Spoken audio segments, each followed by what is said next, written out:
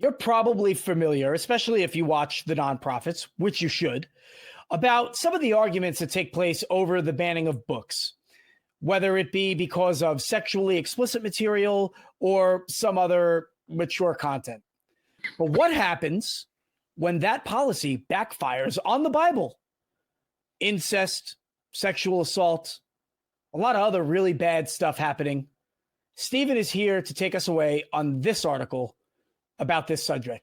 Thanks, Jimmy. Yeah, Republican lawmakers in Texas can't seem to follow the law, even when they're the ones writing it. In 2023, Texas passed House Bill 900, banning sexually explicit books from schools. This led Canyon Independent School District to quietly pull the Bible from library shelves, likely due to the graphic depiction of violence and sexuality within its covers. When this development surfaced in December of 2024, the bill's sponsor, Republican Representative Jared Patterson, was livid. He accused the superintendent of misinterpreting the law, dismissed any claims of explicit content in the Bible, and demanded its immediate reinstatement. Patterson implied ulterior motives behind the decision, but provided no rationale as to why this specific book should be immune to the very standards that he helped enact. Now, as a result, Republicans' favorite Bronze Age sex manual is back on shelves for children to read without any explanation as to why it gets exempt from their own law. Yeah, this story is from The Friendly Atheist by Hemant Mehta on December 23rd, 2024. Boy, we love Hemant Mehta. We love The Friendly Atheist. I think we have an article from him on every episode. So thanks for stocking our content with good stuff. And that was a great intro. You know, I want to know why. So in this article, the superintendent, in my opinion, took the right course of action by standardizing the policy to all books, right? But then he reversed course, didn't he? Yeah. He reversed course. Yeah. And Stephen, I want to get your take on that. You know, what the hell happened? I mean, we were doing so good. What happened there? Yeah, like anytime you see a career politician pressuring a career educator, you know that you are living in a time that is devoted to ignorance and controlling the masses. A lot of the information that has surfaced in this issue was the result of this snippet of an email got shared, so then that resulted in this part of an email getting shared back and forth. So we don't know the full context. We don't have the play by play. But as best as we can tell, I guess a parent wanted to know why the Bible wasn't on the shelves in their child's library, and that question got forwarded to the superintendent. The superintendent said, "Hey, sorry, this is the new law that was passed saying sexually explicit books can't be on our shelves. If you don't like it, I'm sorry, this is out of my hands, but here's our Republican representative. He's the one who passed this bill, or at least the one who sponsored the bill. That's why we're in this gosh darn situation that we're in. Shucks. But don't worry, we've got lots of partnering churches where we can supply your kids with Bibles. What the fuck?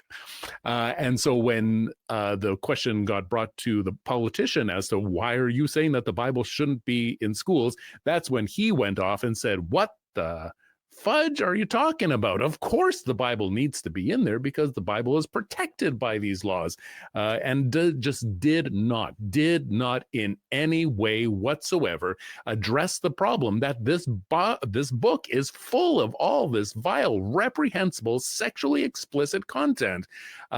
Just said it did not exist. It shows that he has no idea what exactly is in the Bible, accused the superintendent of not understanding the law, and just said, no, I did the right thing, and you are the one who is acting sus. Well, I read the law, and I read the letter from Jared Patterson, and Patterson doesn't even know the law. I mean, let's not forget. Yeah, he doesn't know what's in the Bible to be so curious as to why it got removed. But the law doesn't even say that the Bible must be in the library at the school. It actually says religious literature.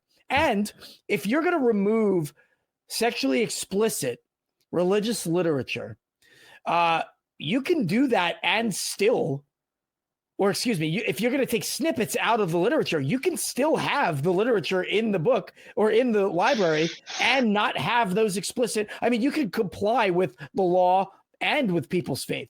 And that's partly what they did too. Like he pointed out the fact that, yeah, we don't have the Bible as a whole on the shelves, but we still have this book, this book, this book, this book, and this book. Well, I think that the superintendent completely folded. One parent wrote a letter. The Patterson flipped out, probably because he wants to look good to his constituents. And then the superintendent completely folded. Helen, who are you more aghast at?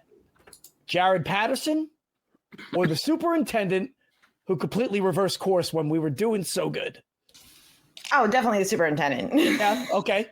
Definitely. Because Patterson's doing like he's a religious weirdo, and he wants a super special book, and his super special book is super important to him, and he thinks everybody should read and believe in his super special book. So fine. And so I'm not surprised at this. I'm more angry at the superintendent because they were following the law. They were like, okay, like you ban these books, you ban sexually explicit content. The Bible has sexually explicit content. There's sexual assault in it. There's incest. Like, we can go on and on. So when you like, I don't want my kids. I wouldn't want junior high kids reading that, and without some context, included. But again, they were like, okay, you know what? No. And then with a little bit of pressure and threats with legal action, he was like, yeah, I'm going to reverse course. Yeah. And I'm just going to say this super book, the super special book, because Patterson is like his panties in a twist, has to remain on the shelf. And I hate this because I hate hypocrisy. It drives me crazy. And the thing that drives me even more crazy, like, Lord forbid, pun intended, that they read like things like To Kill a Mockingbird. Yeah. No, can't read that book. I have to read the super special book that's full of all these horrible things. It's not even a good Bronze Age sex manual. I'm sure there were way better Bronze Age sex manuals that were written than the Bible. Pretty damn sure. So, not a fan of the superintendent because I hate hypocrisy, and he was doing what he was told to do, and then he cowtailed, and it's gross, and that's how I feel. In 2022, he was named Superintendent of the Year, just so you know. Well, he probably wanted to keep that status by not angering some of the more Christian and right-leaning parents and school board members and members of the community in general, because this is Texas after all. Tracy, I wanted to get your take. The back and forth between the governor, it was governor, right? Am I right about that? No. Patterson. Who the hell is Patterson? He's a state representative. Okay, right. So the back and forth between Patterson and the superintendent, is Patterson playing dumb about his book, or is there something else that's going on about here? So Patterson. Sorry, I've lost track of who Patterson was. That's okay. So Patterson, Jared Patterson. I see. Yeah, he's the one who wrote the letter. I had his letter pulled up and I forgot who he was. So I don't think that Jared Patterson is playing anything.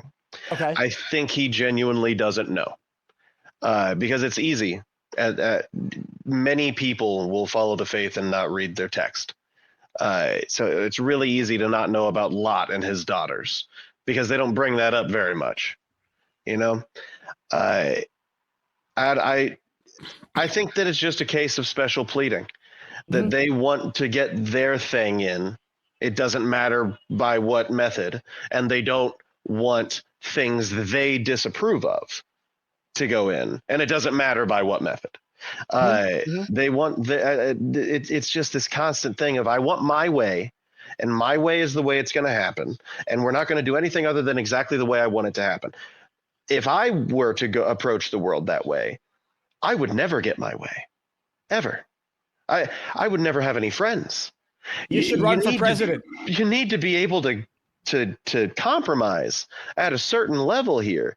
Like To Kill a Mockingbird, I read that book.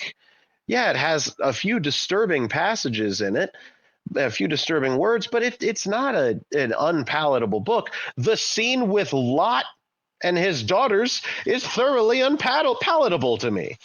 So clearly it's a matter of opinion, and their opinion is that they're fine reading about Lot and his daughters, but reading about antebellum South is just too much. Mm-hmm. And I don't really, they seem just to be babies and to be throwing their hands up in the air and like, I don't like these books, but my favorite book is just like them. It's just a classic case of whining and poor me. So, you know, this reminds me of the article that we discussed on Monday when we talked about, you know, people wanting what they want and they don't care who it impacts, right? Yeah. You know, the system is only good when the system operates that way for them. And I think that that is what we're seeing. You know, we have a legislator who supported this policy, and when the policy turned around to bite him in the ass, you know, he kind of just irately pointed the finger at the superintendent who was just following the rules. And then the superintendent, due to the same political pressures by his community, because let's face it, Patterson wants to get reelected. So he's got to be a champion of the religious right. And, you know, what's his name? The superintendent doesn't want to make any waves. So he just falls right in line. And, you know, I think that this is a dangerous mixing of state and education, right? I don't think that the church should be anywhere near our education or our public school system. And for this reason, because now, you know, there's a way of the church kind of infecting the political system. You know, Stephen, what are your thoughts on what seems to be a career politician putting his own political pressure onto the school system? Like it bothers me. It disgusts me because, like, it's one thing to say, well, the guy's got to get elected. He's got to look after himself, right? But when you're in that position, and especially like if this is something that it just comes up every time that I get the honor of being on this show, is when it affects children. Nothing hurts me more than when people like this put their own agendas above the well-being of children. And if you are saying, well, I got to get reelected, so I need to please this portion of the population, and in order to please them, I need to screw over these children, metaphorically speaking, like that just hits me hard, because if we are not taking care of our children, if we are not looking after their best interests, what is going to become of this world? We don't have unlimited time here. Like, they know that, but the difference is that we're trying to protect our time here, and our children are our most vulnerable, most valuable resource. And for us to put political agendas ahead of their well-being, their understanding of the world, it is just the most despicable, dare I say, evil kind of choice that someone can be making. And it revolts me. I don't think evil is an inappropriate term, because I think when push comes to shove, a lot of politicians will cling to the power, the drug of power, by any means necessary. And it's almost like they can't even help themselves. And this may very well be a case like that, especially when you see the power dynamics of the religious right in this country now. But I do digress a little bit. I wanted to kind of get Helen's take, because, you know, Helen, we talked about the explicit nature of Lot and his daughters, for example, and the many other things that are in this book. You have, I know, a lot of opinions on sexuality. For all of our viewers who aren't aware, you can go back and check out episodes of Secular Sexuality. You'll find Helen on there. Helen, you have mentioned before that, you know, you came out as queer earlier in your life. You've got some opinions on sexuality. So what makes something sexually explicit?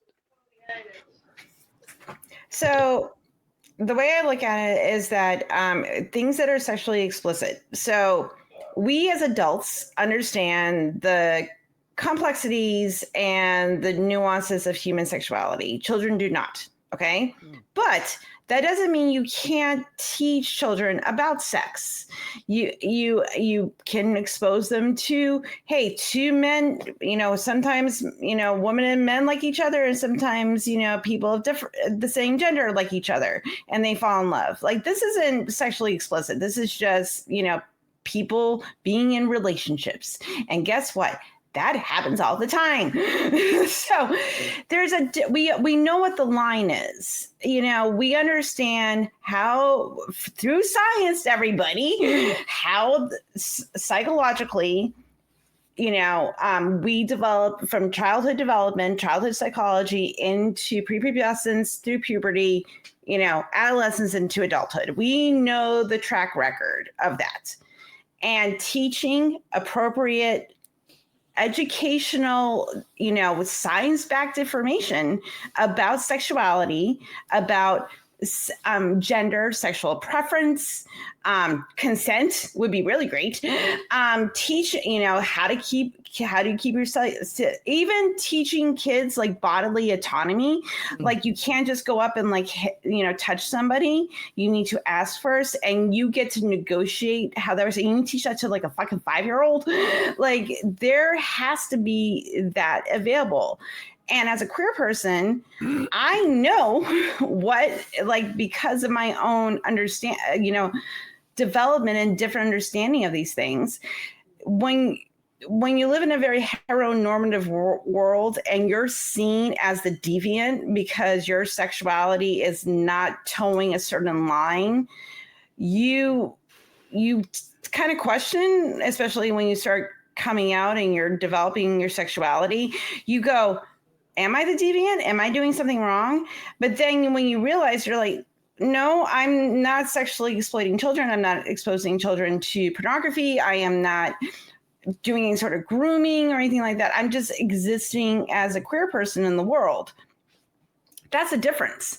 But the thing is, though, is that people that haven't had this education, again, we're talking about a lack of education, of normal development of sexuality, they, think that it's not so much the Bible, it is queerness. It is people, people of color, people that don't fit cis, white, hetero, Anglo-Saxon bullshit. That is the message. It hasn't, because if you really wanted to say that sexually explicit material should not be involved in schools, then you would ban the Bible, because you would read it and go, oh my God, like a 10-year-old cannot read this. They're like, why should a 10-year-old read about incest? Because they're going to ask questions. And it's because they haven't read their own book. A lot of times they haven't. They don't know those stories are in there. I know. And you know what? I feel like it makes more sense for the Representative Patterson to support or for these parents, these fundamentalist Christian parents out there that have a problem with this. It almost makes more sense for them to support the parts that are removed and to have the abbreviated Bible. That seemed in the past to work for Christianity. Again, I wouldn't expect them to know that because they don't know anything about their religion or its history or where it comes from. So I think that, I really had a problem in this article because the representative only received one complaint and then turned around and accused the superintendent of open hostility. And I really don't respect the way that the superintendent responded. Tracy, I want to get your take on how should the superintendent have responded? What would have been your response had you been in this position?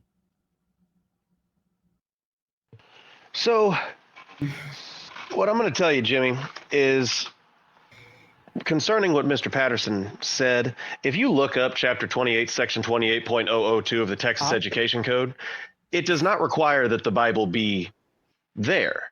It requires that the Bible be taught about. It does not require that the children can be given access to it. I don't see where he's getting that there's an exemption for the Bible to be allowed to be given to these children. I don't. I haven't read the House Bill 900 in its entirety. But if it says what I've been led to believe it says, sexually explicit material and violence and things of this nature, which we can go into defining those all you want, but it seems pretty open and shut. The Bible in its entirety should not be allowed. Now, the Bible, not everybody knows this. Mr. Patterson may not know it. The Bible is not one book. The Bible is an anthology of books. So if you want to just, toss in Exodus or toss out whatever, just put in or just go through with a black Sharpie. If you have to, redact what you got to do. If you're really that desperate to get as much content as you can in there, go in with a Sharpie. But if you're not going to do any of the legwork on redacting it, it's not the superintendent's job, because he puts in his letter that a parent had contacted him. First of all, that's a great representative. Sorry, it's not the representative's job to go complain to the superintendent. But it really seems to me that it's a special pleading case. Because this book definitely is knocked out by the HP 900. Yeah, absolutely. And I think that this article just goes to show why government and religion don't mix. Okay. The representative should stay out of the public schools operations and stop trying to put religion where it doesn't belong. That is something that we believe on the ACA is incredibly important to maintaining, free thought and critical thinking. And if you want to see more about that, I encourage you to watch more Nonprofits and click one of the links below.